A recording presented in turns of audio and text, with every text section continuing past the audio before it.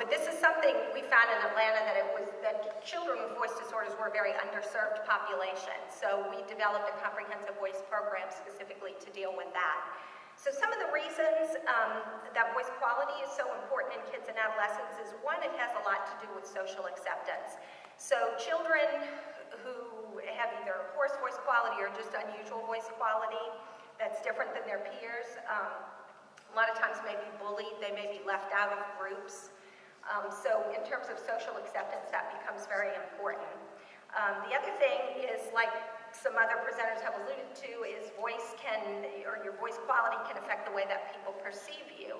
So there's been some very interesting journal articles that have presented about or talked about people's perceptions of kids with voice disorders.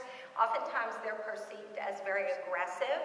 They're perceived as bullies. A lot of kids are thought to have attention deficit disorders if they have either a hoarse or unusual voice.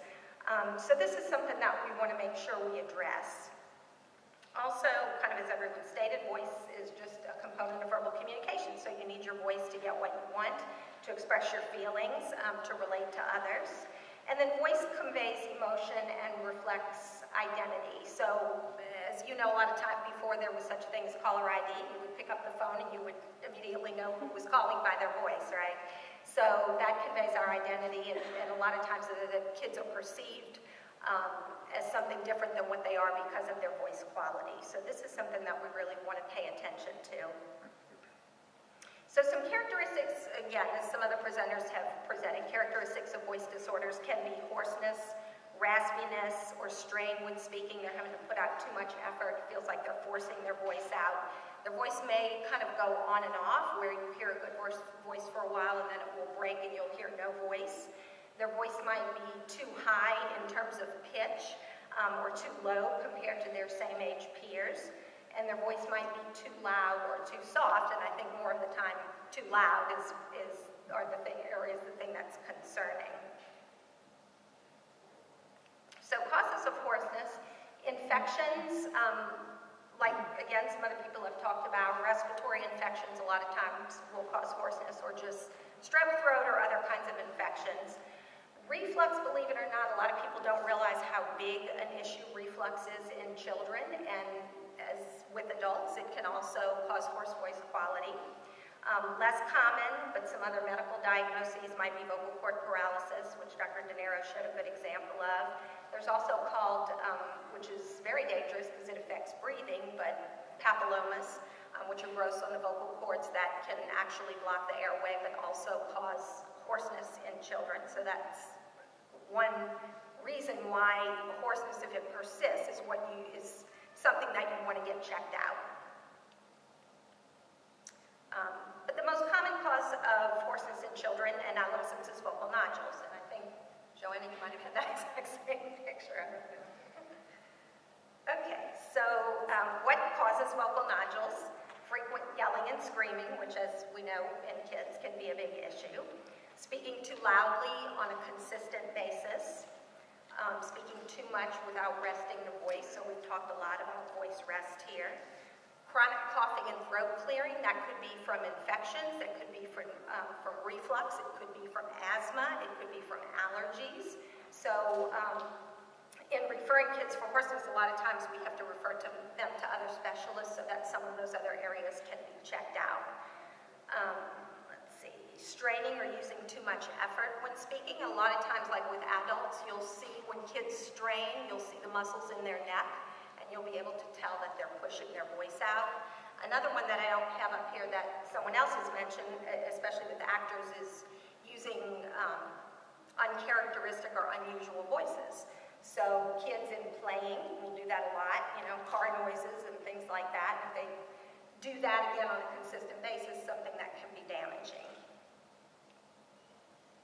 So when should you be concerned if a child has a hoarse voice without illness that persists for more than a month? It's something that you would want to get checked out.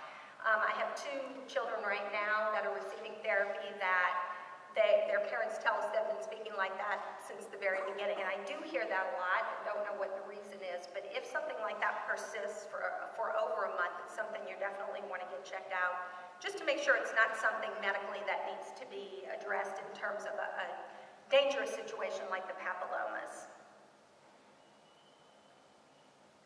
So treatment, I've heard a lot of this from even physicians. Can a child benefit from voice therapy or speech therapy? And the answer is yes.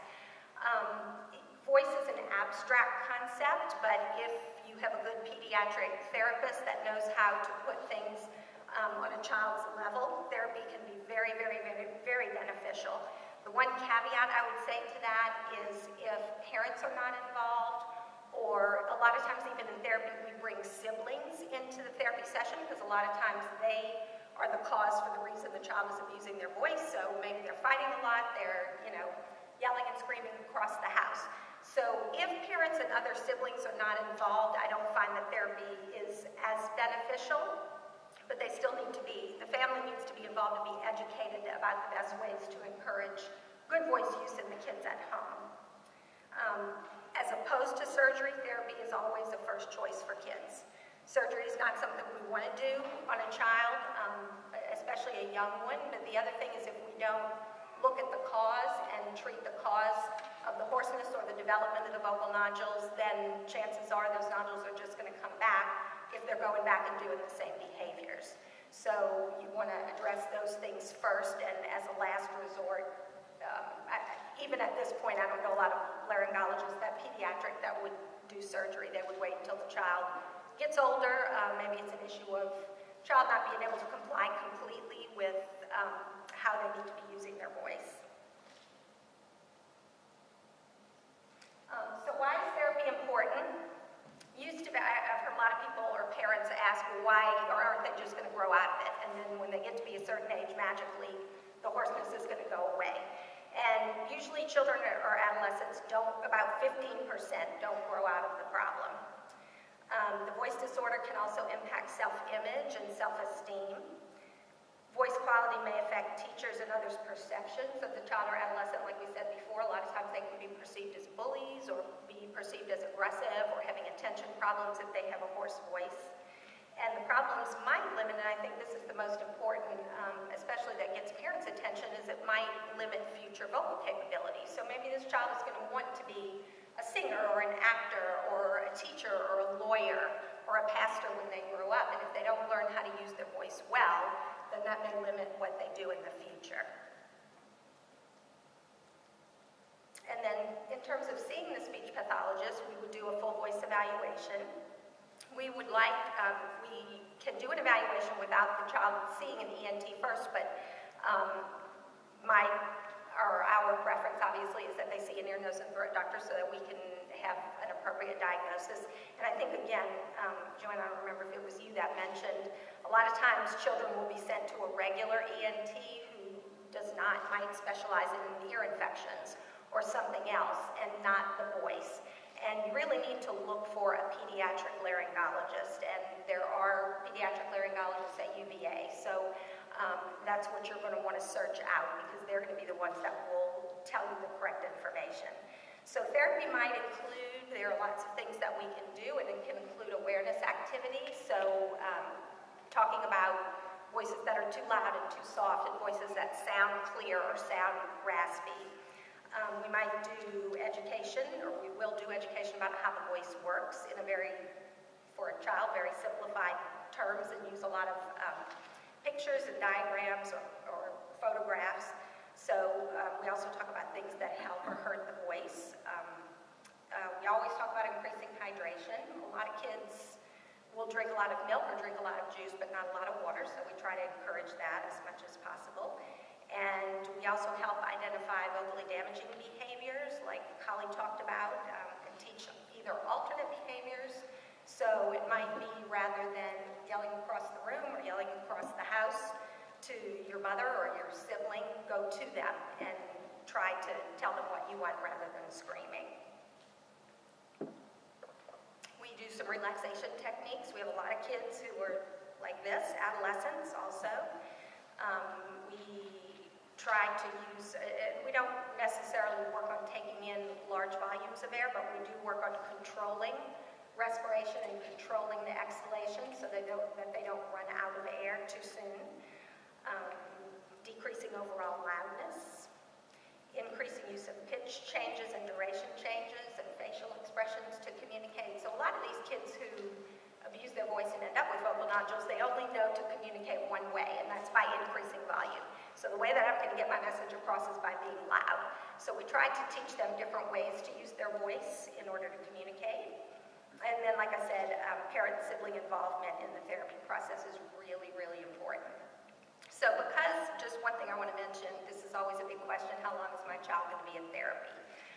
If the parents are involved, they're usually not in therapy for voice for more than 8 to 12 weeks, which I think parents who are used to having children in speech therapy for other things, they're used to kids being, being seen for therapy for really long periods of time, years sometimes.